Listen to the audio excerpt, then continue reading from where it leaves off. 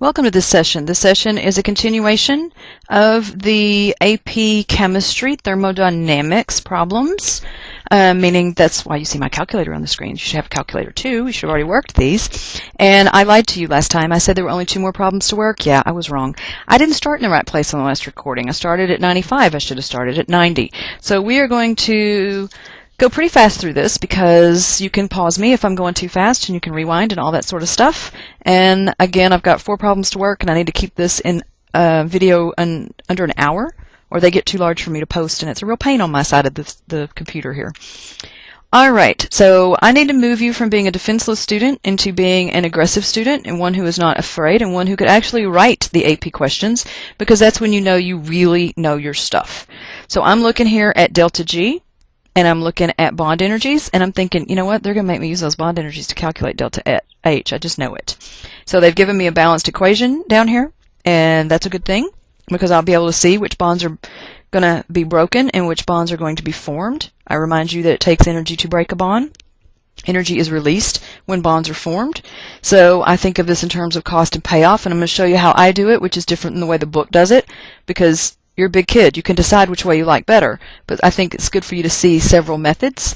I also feel like since they gave me all these delta G formations, I'm going to have to calculate the change in the delta G for the reaction. And then I'm probably also going to have to use delta G equals delta H minus T delta S at some point, since I will be calculating delta H. I haven't even read the questions yet. But you got to have worked enough of these to kind of get a feel for what's coming. Alright, so here we go. Let's actually read the question.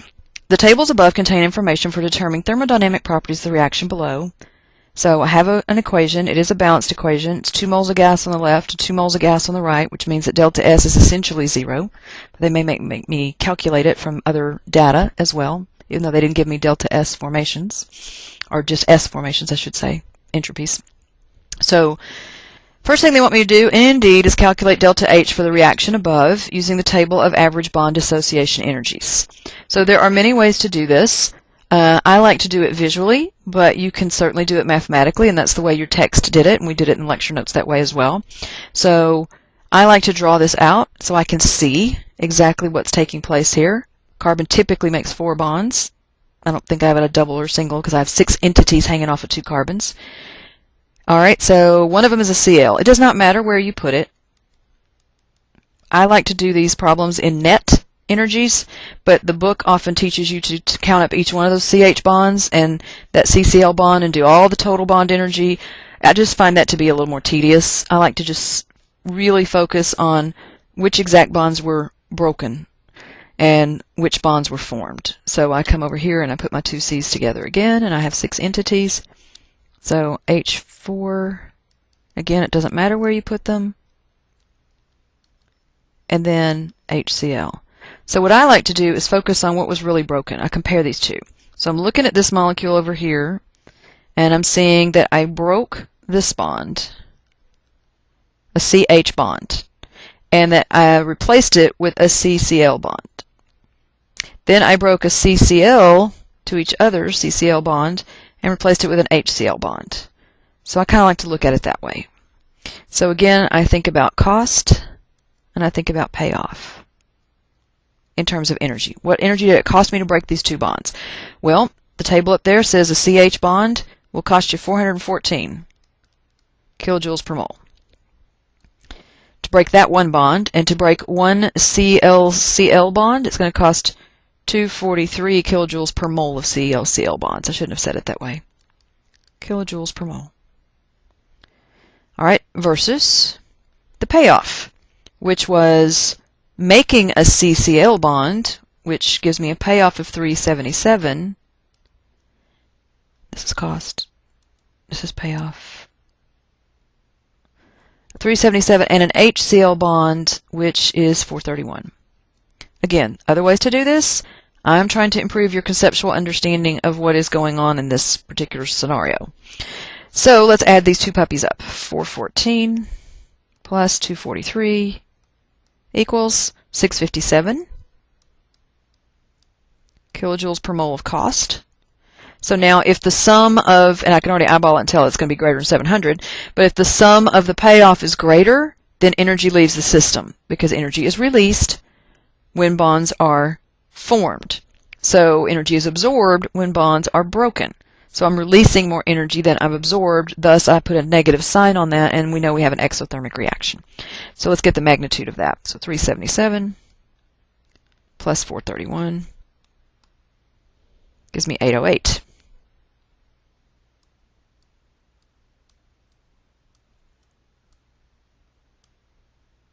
So I wrote cost. Doofus. All right, so 657, the energy I put in, minus the energy that was released to the system,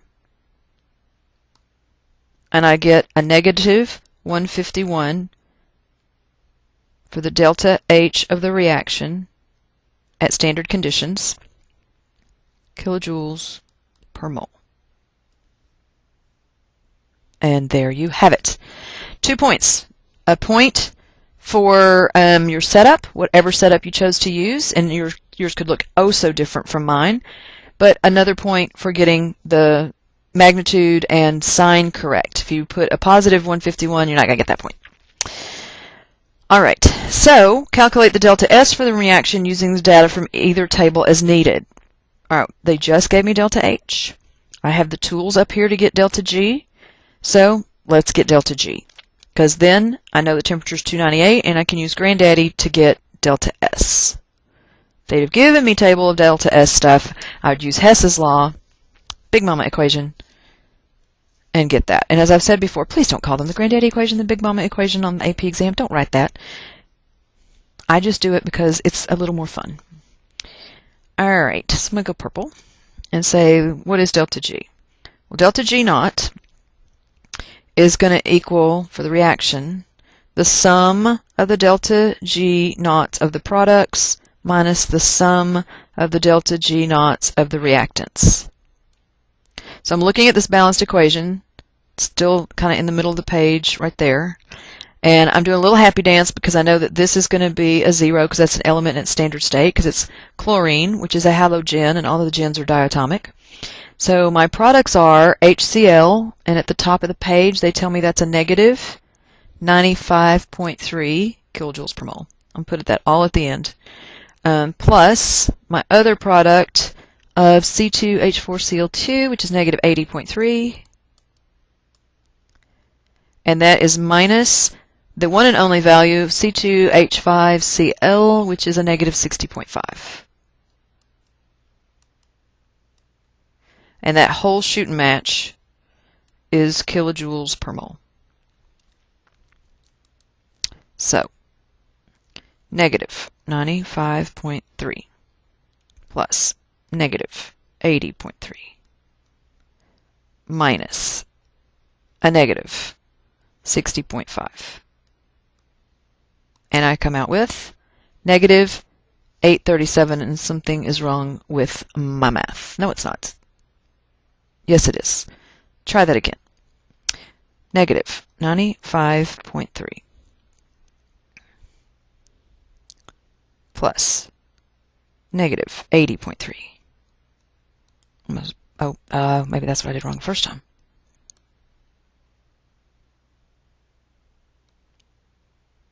I didn't hit my decimal. That would make a big difference, huh? I'm going to get that part and subtract from it a negative 60.5. There we go. That's better. So that is negative 115.1 kilojoules per mole.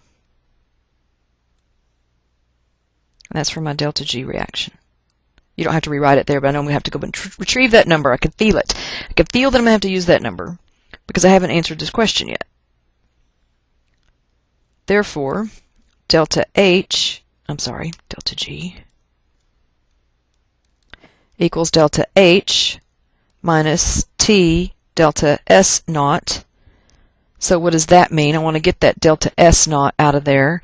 So I'm going to say negative T delta S naught equals delta G naught minus delta H naught. I think that's really what happens when I make that a positive delta. Let me do my algebra real quick. Oh, so that will be a positive minus delta G, delta H. Okay, so delta S is going to equal delta G minus delta H all over a minus T. So what happened here? Minus T delta S. Oh, no, I did want to solve for minus T delta S. Sorry, I'm having algebra issues. Minus T delta S would be delta G minus delta H. Got it. So you're probably going, lady, can you not do 8th grade algebra? Are you not smarter than at least an 8th grader? So now I want to solve for delta S, so I'm just going to take this side and divide it by negative T. So that was where my brain was trying to go. And that is now equal to, plug and chug, the delta G we just found, negative 115.1 kilojoules per mole, that quantity, minus the delta H we found before, negative 151 kilojoules per mole, all divided by a negative T. Could there be any more negative signs in this problem? 298 Kelvin. The answer is no, there could not. So let's crunch that out and see what we get. So I start again with my negative 115.1. I'll try to punch all the buttons properly this time. Minus a negative 151, that's my numerator, divided by a negative 298. And I come out with delta S naught equals negative 0.120 kilojoules per mole Kelvin, which you can leave, and that's perfectly fine, or you can write it as negative 120 joules per mole Kelvin. Either way, this is what you would see in a textbook, and that's where all the trouble starts with these units in this chapter. The units and the signs. Very troublesome. So now they want us to calculate the KEQ. All right, so I've got to link what I just did in Thermo to the KEQ. Oh, did you notice how I use the word link? Because I call this equation that delta G equals negative rat link. So delta G naught, which we found earlier, is equal to minus RT ln K. So that means ln K is equal to delta G naught over RT with a minus sign. Yep. Okay. Therefore, ln K equals, let's plug and chug. What was our delta G? Negative 115.1. And that is in kilojoules per mole, because I'm going to run into unit issues with R. 8.31 joules per mole Kelvin. So why don't I either take the top and make it joules or bottom and make it kilojoules? So I'm going to say that's 10 to the minus 3 kilojoules per mole Kelvin. And that's multiplied by 298 Kelvin. Kelvins cancel. Kilojoules per mole cancels. Kilojoules per mole. Yes, indeed, this is going to come out a naked unitless number. It's also going to come out with a positive value because the negative sign over the negative sign. So clear my calculator, and I'm going to just type it in as if it's positive because now this is going to be a really weird number. So there's a chance my calculator gives me an overflow error, and if somebody knows how to fix that, I wish you'd contact me and let me know, because I don't know what happens with this. But I've worked this problem before and had trouble, so let's see what happens this time. 3/1 second EE minus 3. Okay, so I get 13850 whatever. So that's what the natural log of K equals. 13,850. So what does K actually equal? K actually equals E, because this is base E, natural log, to the 13,850, which is a ridiculously large number. So let's see what happens if I try this. So second E, take the anti-natural log, with that as my point right there. See, this is what I'm saying. I know it's a large number, but I don't know how to get it to actually give me the number. but I do know what the number is supposed to be.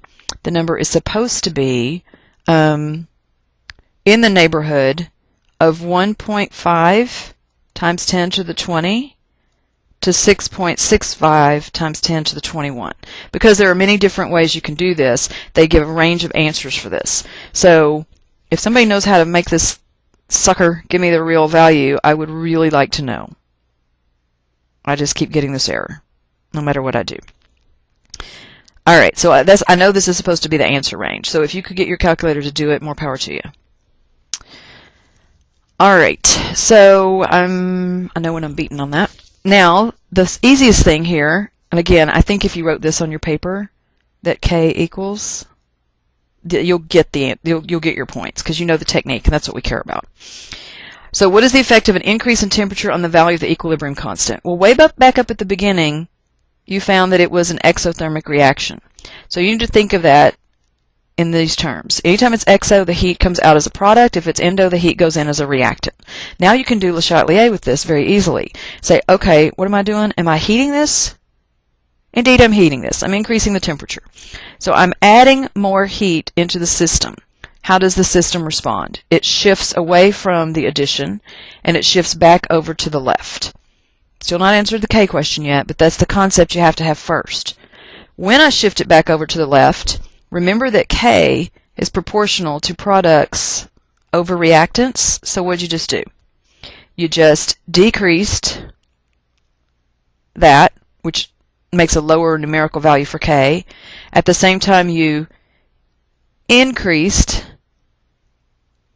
the denominator, which still makes a lower value for K. So whichever way you think about it, you conclude that K decreases. So the KEQ value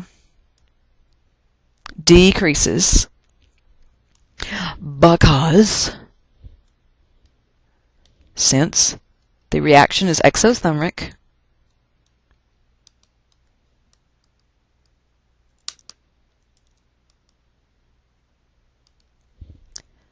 therefore, increasing temperature favors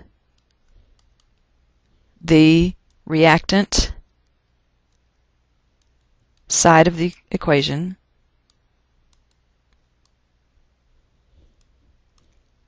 and K is proportional to products over reactants.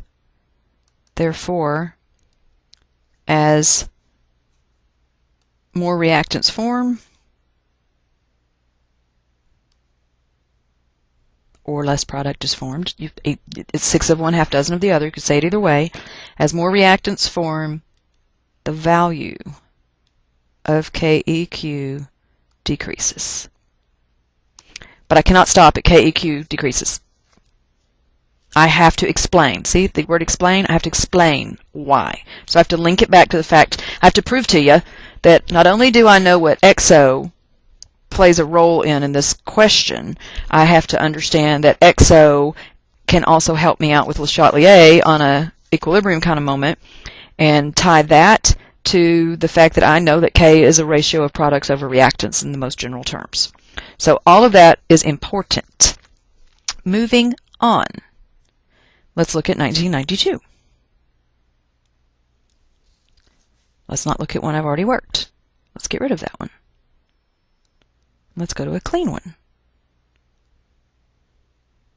Uh-oh. I'm going to undo. I don't know what I got rid of. I don't think I got rid of the right thing. So if I go to 1992, okay, let's try it again. Delete. There's a clean one. And it's not my last clean one, so life is good.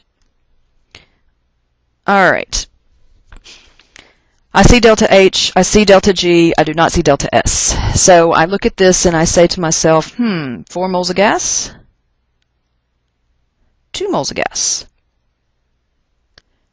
Delta S naught, approximately equal to 0. On a qualitative sort of thought process. And then I have, again, the delta G formation and the delta H formation, not for the reaction, mind you, but these are, yeah, it is. It's for the reaction. Okay, so let's figure out what we got going on here. First thing they want me to do is calculate the value of the equilibrium constant for the reaction at 298. We're back to linking the thermo to the equilibrium constant, KEQ, and we use delta G naught equals minus RT ln K, minus Ratlink. Therefore, again with the ln K business, maybe I won't get an overflow problem this time, delta G naught over minus RT, just doing my algebra, equals. Okay, now this delta G is not the delta G of formation. Okay, because it's saying for ClF3, the standard enthalpy of formation is. That's only for this thing. And one of them, by the way, not two of them. So I need the delta G for the reactions. This is for the reactions. I don't want you to get confused between delta G formation for a critter that is either a product or a reactant and delta G for the whole reaction. So delta G for the reaction is going to be the sum of the products minus the sum of the reactants, according to Big Mama equation, which is what I lovingly call Hess's law. So, celebrate, celebrate. I got two halogens in their standard state. So chlorine and fluorine are both gases at room temp. And so I have 0 and 0. So really all I have to do is take twice the value of delta GF as my product and subtract from it a big beautiful 0. So the delta G for the reaction is simply twice the minus 123.0 kilojoules per mole. And that is divided by a negative, so again I'm going to come out here with, I believe, a positive value. And so I come out with negative 8.31. If I used kilojoules up top, I need to use kilojoules here.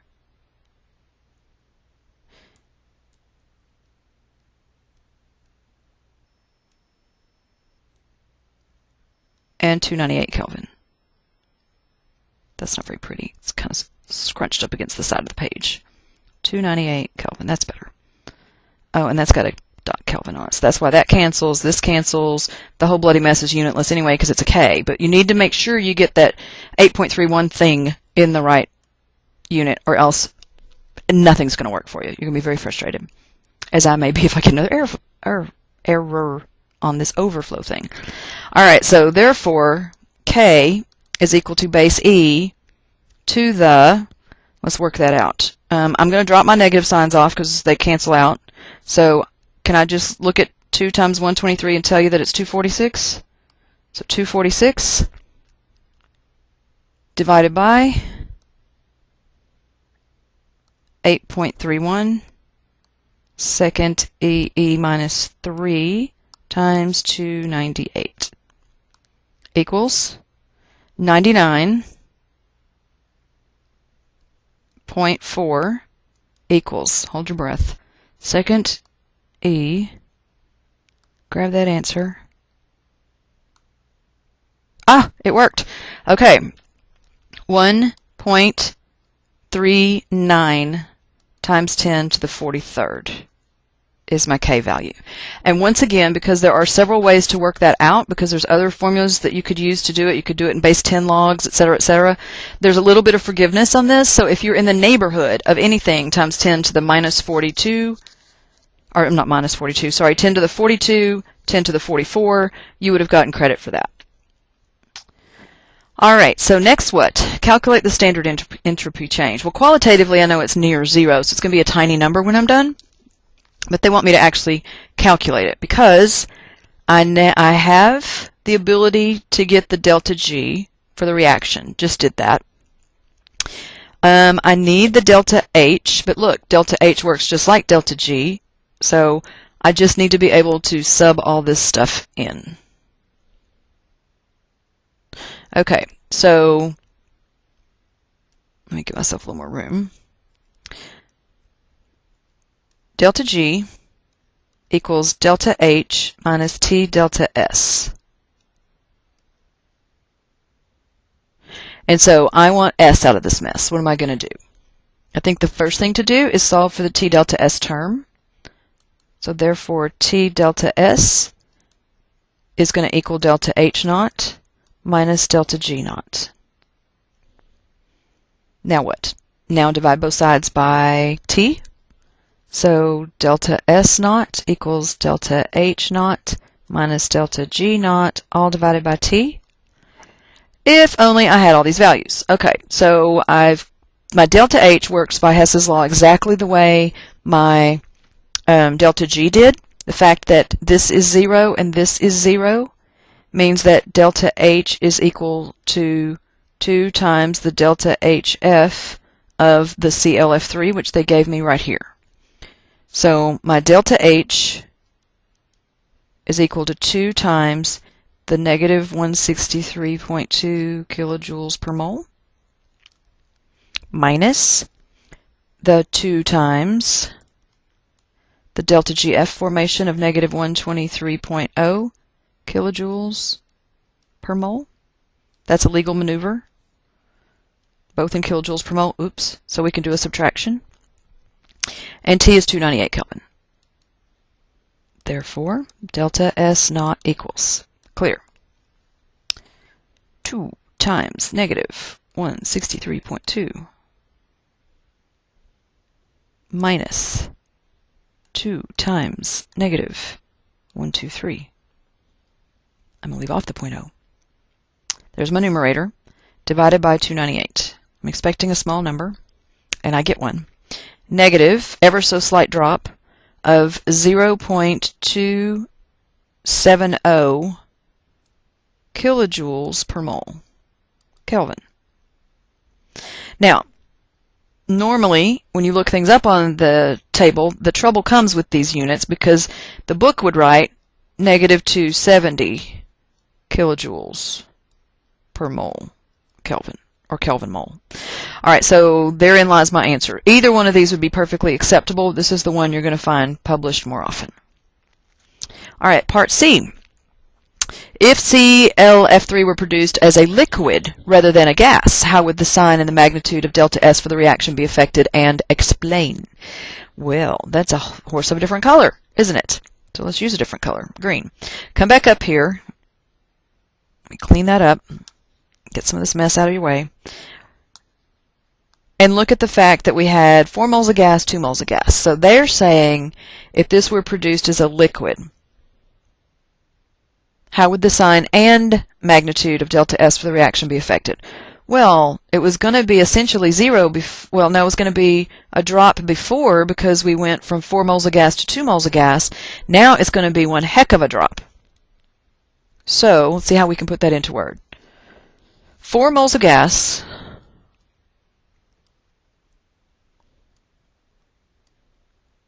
would react to form 2 moles of more ordered liquid product than the delta S you just calculated. Therefore, delta S remains negative, but its magnitude would increase. In other words, that 270 may become 2,000 for all we know, but you got a point here for discussing the sign and the magnitude. So you could even say that delta S would become a very large negative number, but you had to say it was negative in some way. It's still a drop in entropy, a decrease in entropy. Because they asked you for the sign, you really do need to either use the negative sign, like that, or you need to use the word negative. Picky, picky. But the magnitude means that 270, the number, is going to increase big time. So it's going to be a negative 300, a negative 400, a negative 2,000, but it's definitely going to be bigger in magnitude than 270. All right, so home stretch here on this one. At 298 Kelvin, the absolute entropies of chlorine and ClF3 are 222.96 joules per mole Kelvin and 281.50 joules per mole Kelvin, respectively. Account for the larger entropy of ClF3 relative to that of Cl2. All right, so what's the story here? Well, ClF3 has 4 atoms, and Cl2 has 2 atoms. Atoms bring with them electrons. Electrons are constantly moving. So if you have more moving parts in the system, then you have larger chaos, larger disorder, which we lovingly call larger entropy. So we just got to put that into words. So ClF3, and there are many ways to say this properly, it's just my way. ClF3 has a larger entropy, since it has a larger number of atoms, therefore more disorder,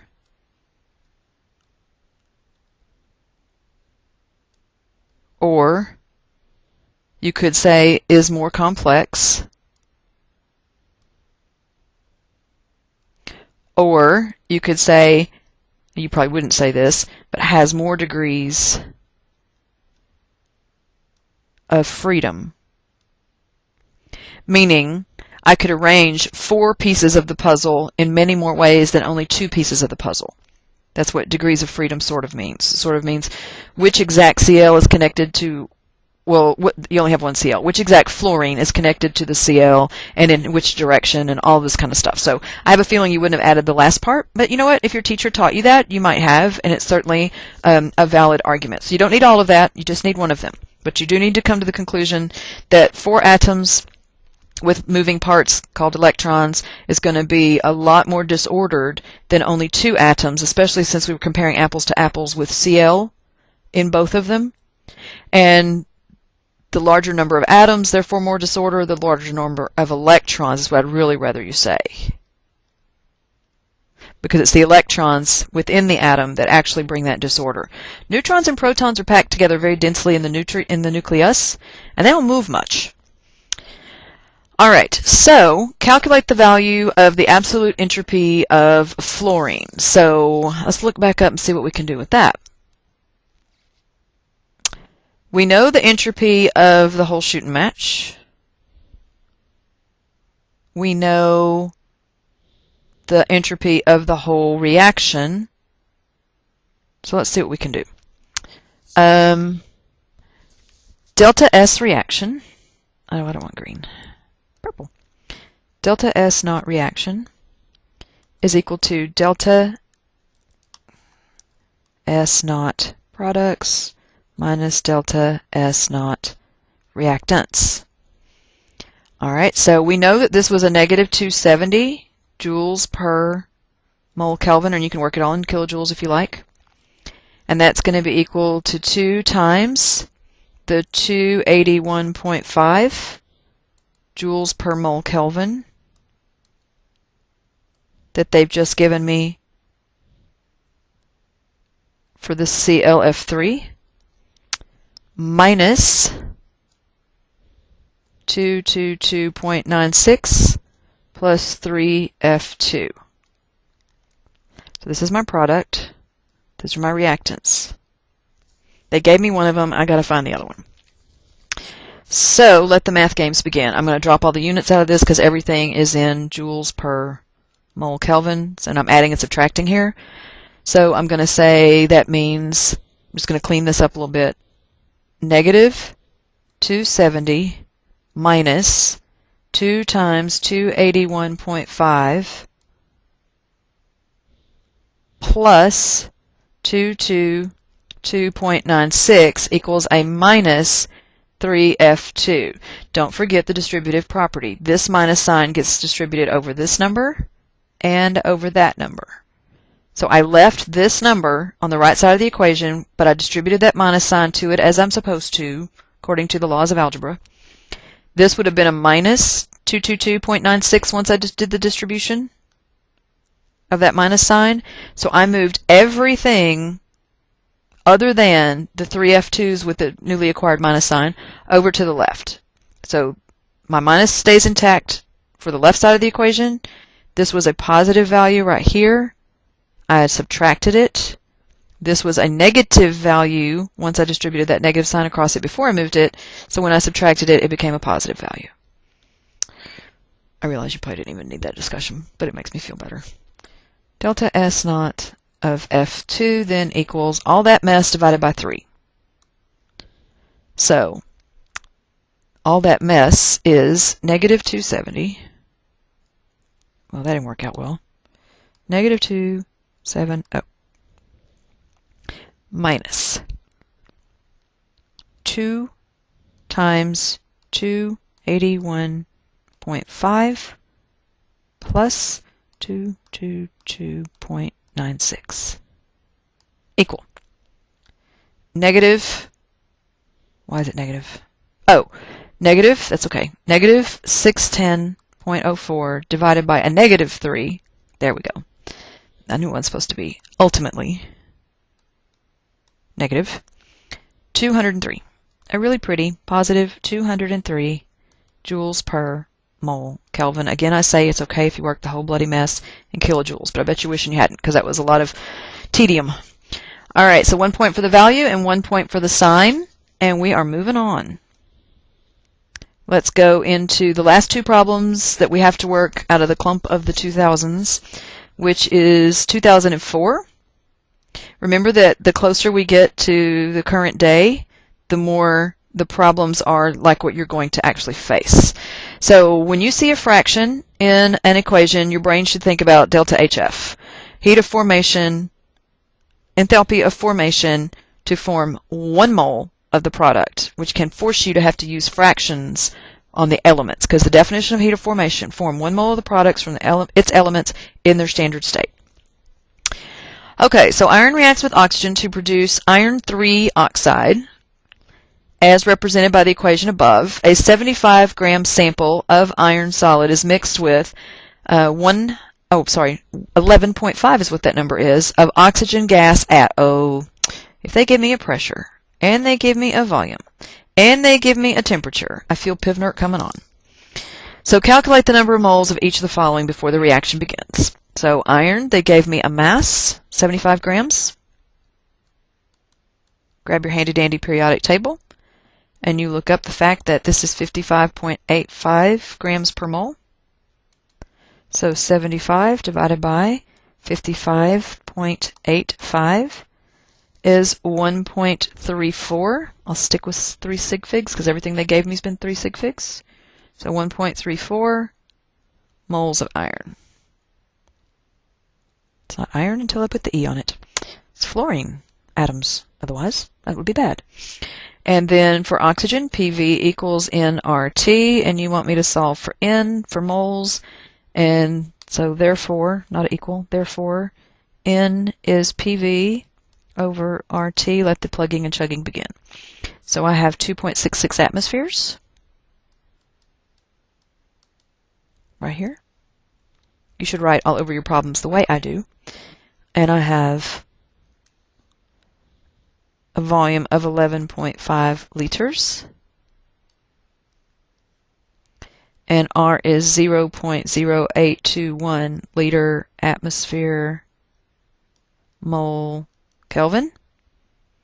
Atmospheres cancel, liters cancel. I got a 1 over a mole, which becomes a mole as soon as I multiply by this 298 Kelvin.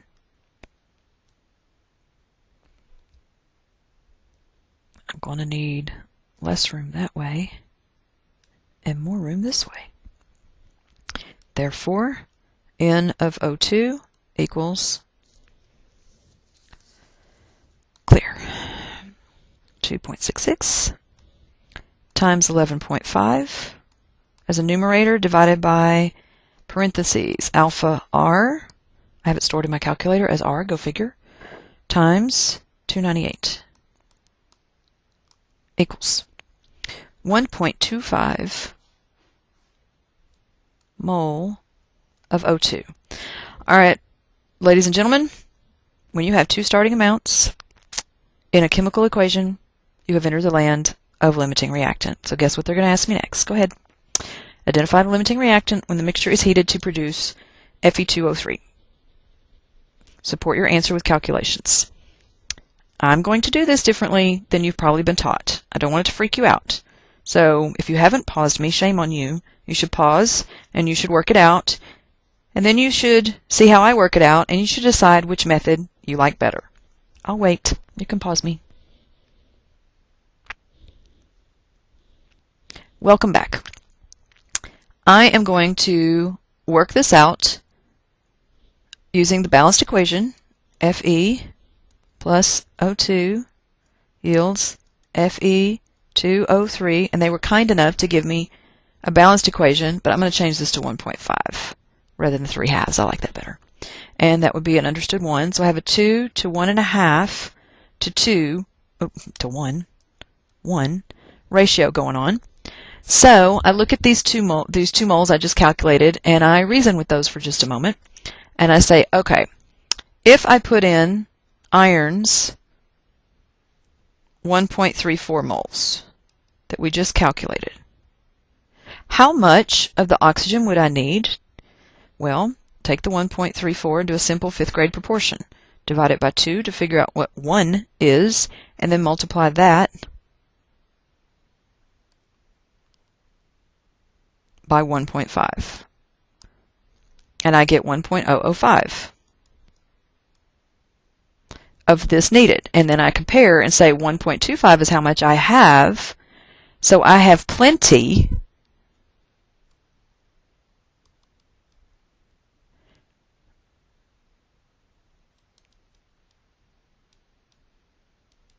so this must be my limit.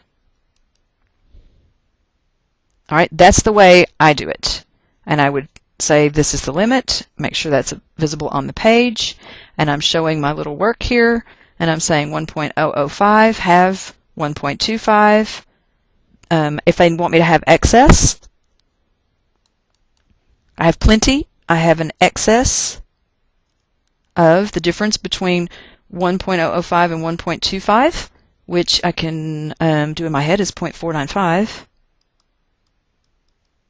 moles. All right, so that's how I do it. You may have done the full-blown dimensional analysis stoichiometry using one value and seeing how much product you can make, and then the full-blown stoichiometry using the other value and seeing how much you can make, and then doing that little comparison at the end. I'm way too lazy for that. I do stoichiometry in a table, as you have probably discovered by now. I'm a freak. But I'm fast and accurate. So, therefore, I can also tell you how much of this iron is going to be produced if they ask me that. Did they ask me that? Identify the limiting reactant when the mixture. That's all they wanted. Oh, next part. Calculate the number of moles of the iron oxide, what is this, iron 3 oxide, produced when the reaction proceeds to completion. Well, I already figured that out because I already figured out, see it's sitting right here on my calculator. I took the 1.34, which went with the number 2, so wouldn't 1 be half as much? So I divided it by the 2 to get half as much, so 0.67.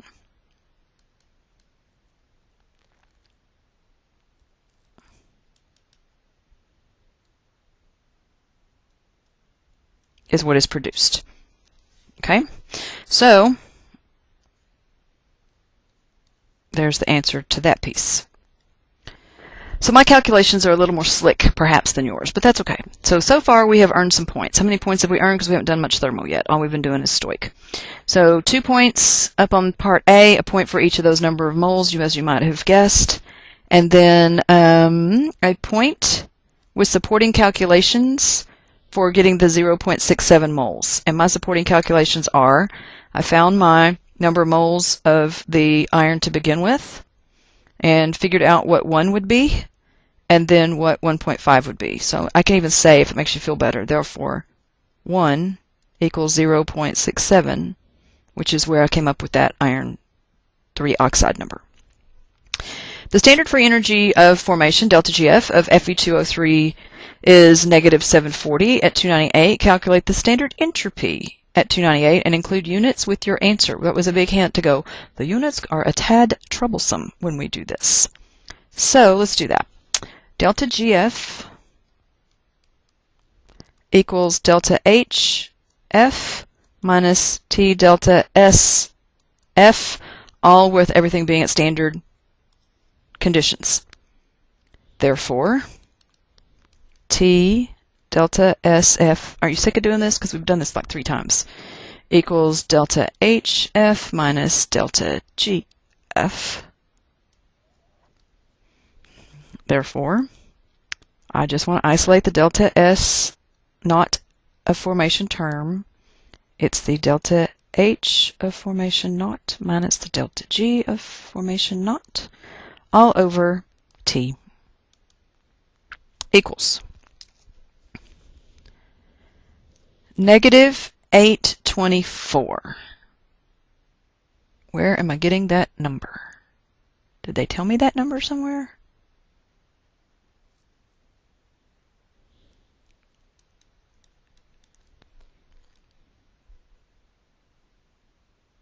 Right there.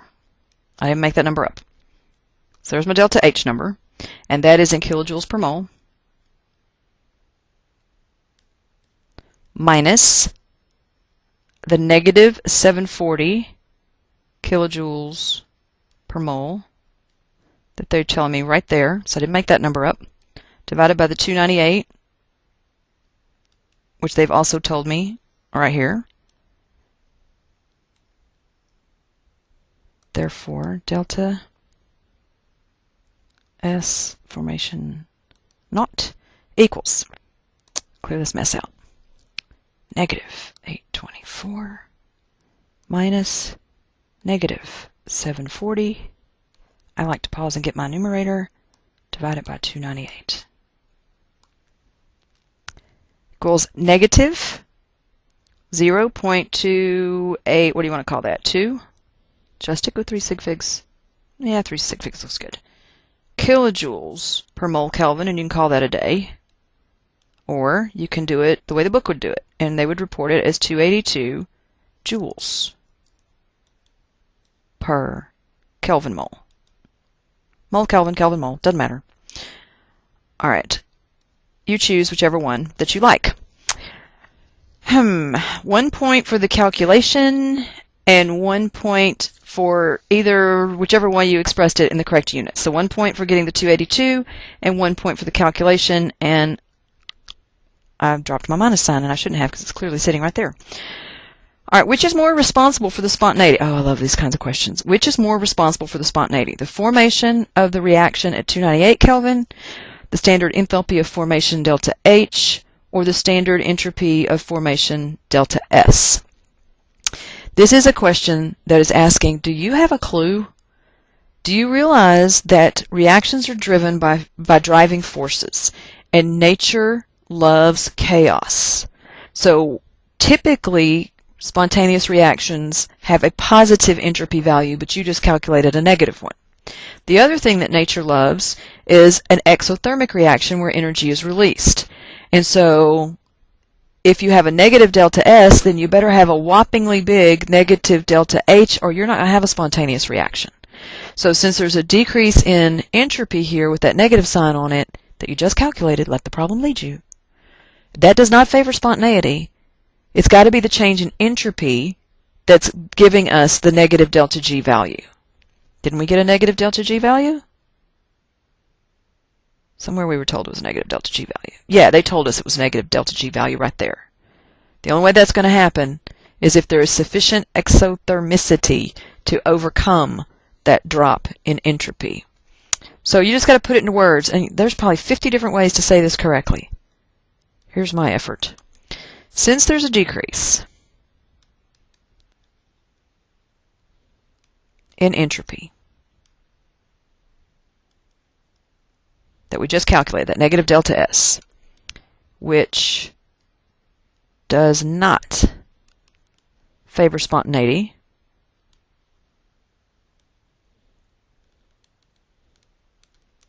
the change in enthalpy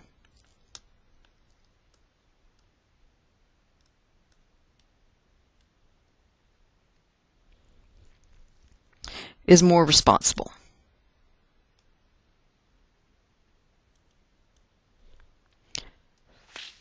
For the negative delta G naught value.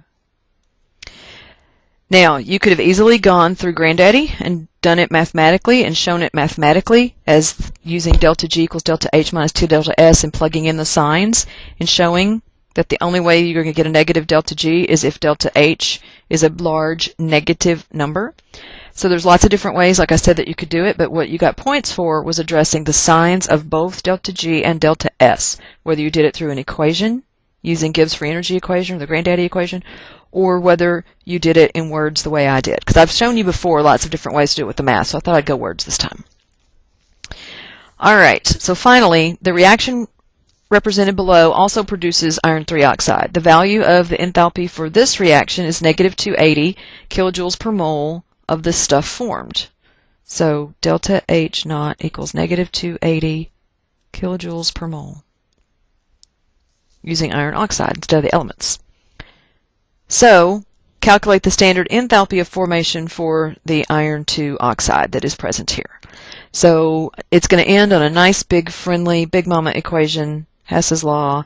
Delta H reaction is equal to the sum of the delta H of the products minus the sum of the delta H of the reactants.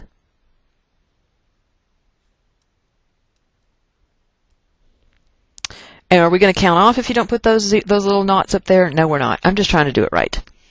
Okay, so what do I get? I get negative 280, and this whole thing's coming out in kilojoules per mole. So again, I'm going to be lazy and drop my signs, or my units rather, not my signs. Can't drop those. Fe2O3 minus twice whatever FeO is, which is what I seek. We know what Fe2O3 is because they just told us right here, and I used it. So that means my negative 280 minus what they told me way back, don't get dizzy, way back at the top of the page, that the heat of formation for the iron 3 oxide is negative 824 kilojoules per mole. So minus my negative 824, I'm just moving that over to that side of the equation, is equal to minus 2 times the value that I seek. So I'm going to actually put it in better symbols for you. HFFEO. Okay, so now I get the left side and divide it by minus 2. Therefore, delta H naught F of FeO is equal to minus 280 minus a negative 824. And get that side of the equation. That's 544 divided by negative 2 equals a negative 272 kilojoules per mole. 1 point for the correct stoichiometry, 1 point for the correct value. All right, we're in the home stretch. We are about to work the last problem I have in my library. And it's from the 2006 B exam. And I have reaction X and I have reaction Y. I hope you now can look at those and say, hey, those are both formation reactions, not only because of that little F right there, but because I'm forming 1 mole, and the tip-off is that sometimes, not always, but sometimes you're going to have fractions. What is another good tip-off is that anytime you have fractions on the left-hand side, then you're most likely in the land of heats of formations. So we're going to form these two compounds from their elements in their standard states. Iodine is a solid at room temperature, chlorine is a gas, bromine is a liquid. Iodine makes perfectly beautiful purple shiny crystals. Chlorine is a green toxic gas, and bromine is a brownish reddish kind of ugly rust colored liquid. So then they give us delta H and they give us delta S. What is conspicuously absent is delta G. So I have a feeling we'll be calculating that at some point. So I'm going to clear out from the last problem and get a clean calculator space, and let's see what's gone. Is reaction X represented above spontaneous under standard conditions? Justify your answer with a calculation. That's not, you got to realize that's code for, hey, calculate delta G and then tell me what the scoop is. So this is one of those questions where I'm going to answer the question after I've done the calculation. In other words, the question quite clearly is the reaction spontaneous under standard conditions? Yes or no is my answer, but you have to justify it. So I'm going to just give myself some space and let's do the math first so that I'll know what to do. So delta G naught for reaction X is equal to delta H naught for reaction X minus T delta S naught for reaction X. So we've got the numbers, right? So that's going to be 18 kilojoules per mole And this is going to be minus 298 Kelvin times 78 times 10 to the minus 3 kilojoules per mole Kelvin. Kelvin mole is how they did it. Kelvins cancel. And I got kilojoules per mole being subtracted, kilojoules per mole, legal mathematical maneuver. So I'm going to get the back end of this first. 0.078. That's faster than doing 7/8 second EE minus 3. Just do it in your head. 1, 2, 3. 0.078 times 298 equals this value. So 18 minus that value results in a small negative number. Negative 5.24 kilojoules per mole.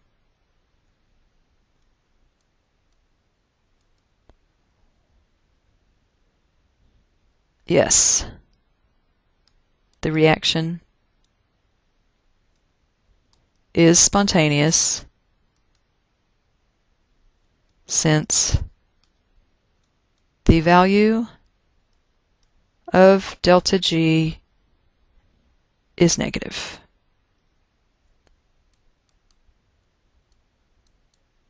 As shown below.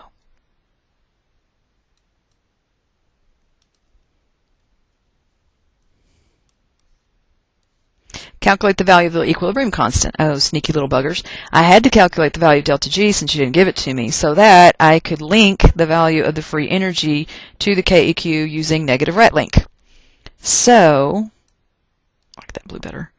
Delta G equals negative RT ln K. So here we go yet again, solving for ln K. So ln K equals delta G naught over minus RT, which is a negative 5.24 kilojoules per mole Kelvin divided by R is in joules, 8.31 times 10 to the minus 3 kilojoules mole Kelvin. Oh, didn't have a mole Kelvin. That had the mole Kelvin. And now 298 Kelvin.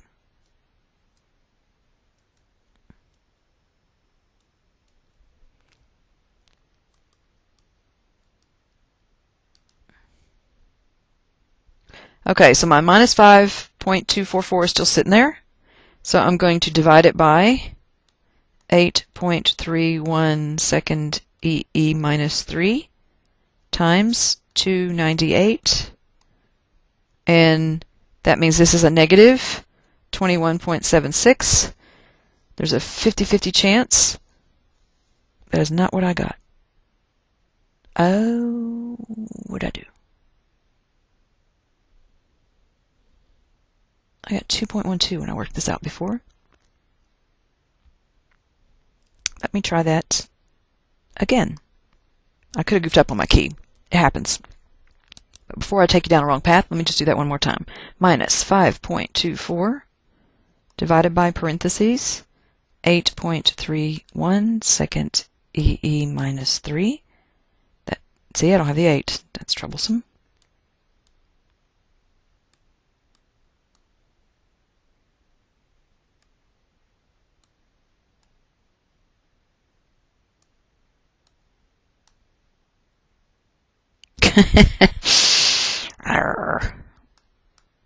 There. Good grief, Gertrude. Okay. Oh, no, this will work. Times 298. That's more what I was expecting. Only it's not going to be negative. Why is it not going to be negative? Oh, I missed my minus sign right there. Okay, so just multiply by minus 1. There. Okay, so that makes more sense. This is more what I had on my key. So I did something wrong the first time punching in. 2.12. Therefore, KEQ is equal to E to the 2.12 power, which is equal to second ln. Grab that answer. Pop it in. There we go. So 8.3. Stick with 2 sig figs. Therefore, KEQ equals 8.3. And it's a naked number, so enjoy that moment. What effect will an increase in temperature have on the equilibrium constant for the reaction X, and explain? Well, is it endothermic or exothermic? Have we calculated a delta H? Have we been given a delta H? We've been given a delta H. And which reaction are we talking about? We're still talking about X. So see that positive value sitting right there? That means that heat, let me go back to this, sorry, don't mean to make you dizzy. That means that heat is being added in as a reactant. So if I'm going to increase the temperature, I'm going to add more and more heat. That's going to drive the reaction forward. When it drives the reaction forward, I make more product. K is proportional to product over reactant, so K increases. That's your thought process. So let's do it one more time. Reaction X is endothermic. And we know that because it has a positive delta H value. Therefore, increasing the temperature favors the products, the forward reaction. You decide how you want to say it. Therefore, more products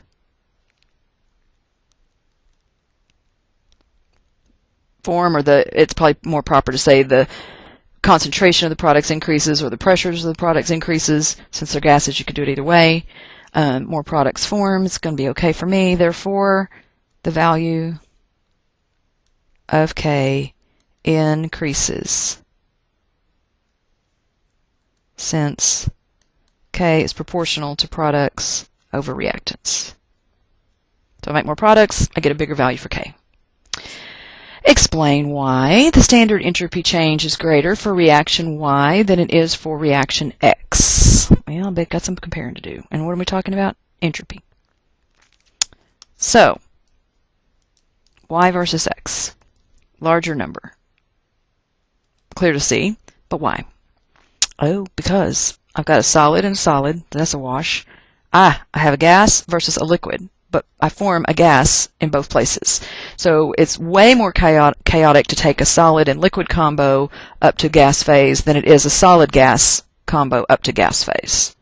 I just got to put that into elegant language, or as elegant a language as this Texas twang will allow. All right. Both reactions, say what's alike about them. Both reactions have solid I2 as a reactant, but reaction X has Cl gas, Cl2 gas,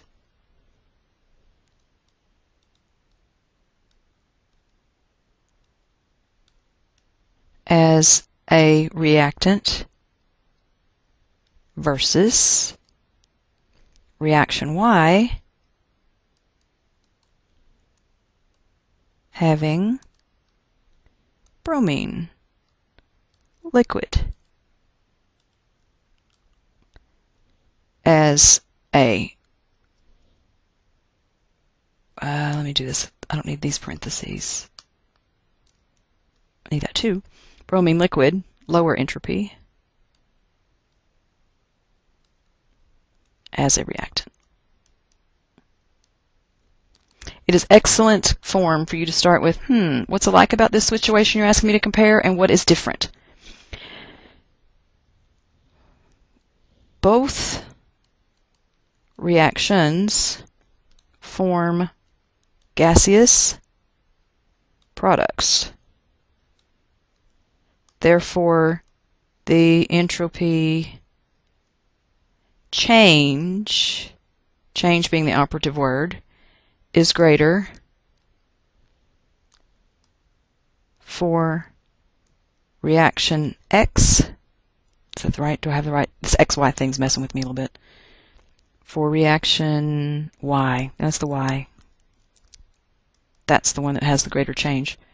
Liquid going, yeah, okay, yeah, that's the one. Compared to that of X.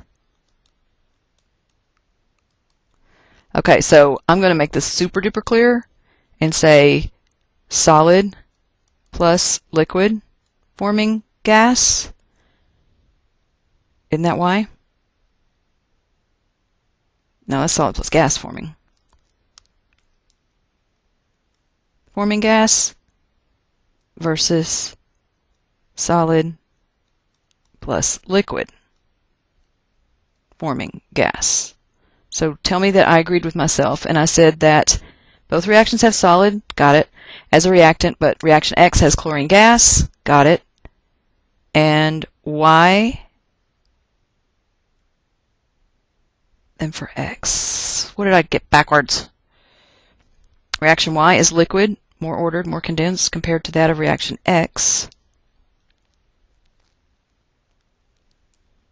which is solid and gas.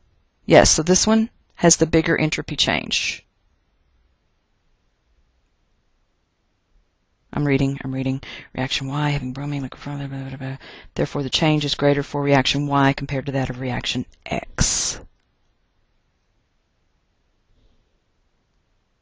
Oh, X is the solid gas. That's what's backwards. That's what's messing with me. I had this right the first time. Solid, liquid. Okay, that makes sense. It's really good if you go back and reread what you wrote, and if you agree with yourself, and if you make sense, and there may be a couple of seconds of double checking, as you just saw me have to do. All right, so what is next? We have part E. Above what temperature will the value... Oh, I love this question too. Okay, above what temperature is a common question. Above what temperature will the value of the equilibrium constant for reaction Y be greater than 1? This is basically trying to see if you understand that there's just some conditions you should have memorized. At equilibrium, equilibrium being the key word here, at equilibrium, delta G is 0, E of the cell is 0 if you're talking electrochem, and K is equal to 1. Because at standard conditions, with all these little knots everywhere, all the atmospheres that would be present in a KP are 1. All the molarities in a KC would be 1 molar. So whether you square them, cube them, divide them, multiply them, 1, 1, 1, 1, 1, divided, cubed, whatever, it's all 1. So KEQ would be equal to 1 in that case. So what I need to do is solve for temperature using some of those concepts. So we just, when in doubt, start with granddaddy. Delta G equals delta H minus T delta S. KEQ equals 1 when delta G naught equals 0. That's the big idea here, and that's what you need to write down to show that you know that. Therefore, 0 equals delta H minus T delta S. Therefore, T delta S is equal to delta H. Therefore, the T that I'm going to solve for, above what temperature will, that's my question, so I'm solving for T, is going to be equal to delta H divided by delta S. Therefore, the T that I seek is going to be using these numbers for this for reaction Y back at the top of the page, 41 kilojoules per mole divided by, put this in kilojoules as well, 0.124 kilojoules per mole Kelvin. So 1 over a Kelvin is a Kelvin, so that's why my temperature unit comes out. And when you do this, 41 divided by itty bitty 0.124, going to give me a big big temperature value of 330.6. I'm going to call that 331. 331 Kelvin. Easy question, but you've got to know that KEQ equals 1 at equilibrium, delta G equals 0 not delta G naught equals 0 at equilibrium. And if you're in the middle of an electrochem problem that on in here too, EO cell is 0 at equilibrium as well. So finally, for the vaporization of solid iodide, the value is delta H naught. What is wrong with that question? Oh, there's a typo. That's supposed to be a gas. And this should probably be an equilibrium as well. The value of delta H naught is 62 kilojoules per mole. Using this information, calculate the value of delta H naught for the reaction represented below. Well, this is a Hess's law where you've got equations to add together. So they've given us this one, and then we also have to figure out which one to pick up from the top of the page. So I'm going to go with 1/2 I2 plus 1/2 Cl2 yields ICl. And then the equation they've given me here is I2 solid yields I2 gas. And they want me to generate, as this is my goal, is to generate this equation with this gobbledygook. So what should I do? I need ICl on the right-hand side. So I'm going to leave the top equation as written. But I also need I2 gas on the left-hand side, so I'm going to flip this one.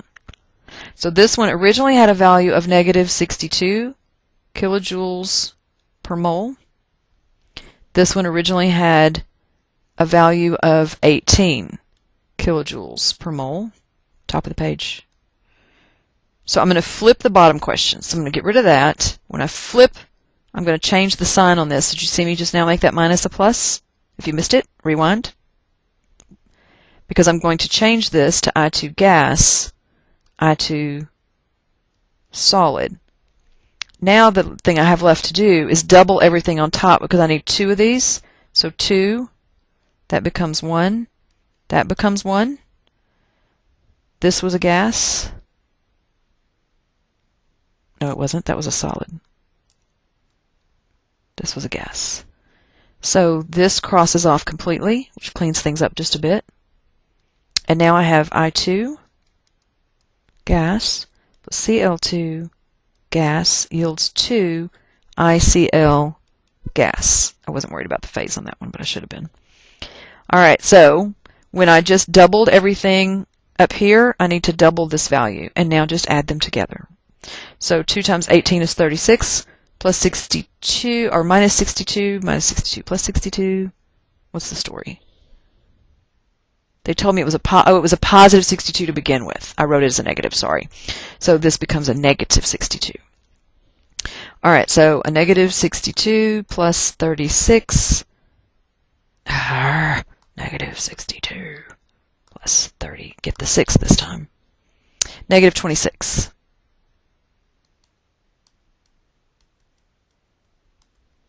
Negative 26 kilojoules per mole.